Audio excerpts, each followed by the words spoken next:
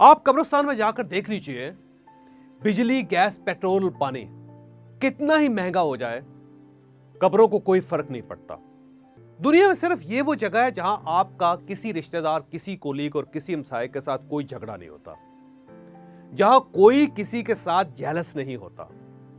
लेकिन अगर आप जिंदा हैं तो लोग आपसे जेलस भी होंगे, ये आपको चैलेंज भी करेंगे, महंगाई भी होगी, चोरी भी होगी और आप चौकों पर लुटते भी रहेंगे।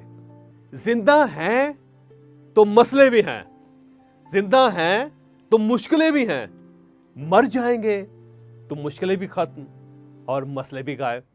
चुनांचे मसलों से ना घबराया करें, इनको अवॉइड ना किया करें, इन पर रिएक्ट भी ना किया करें, इन्हें हैंडल करना सीखें, इन पर रिस्पॉन्ड करना सीखें, इन्हें हल करें।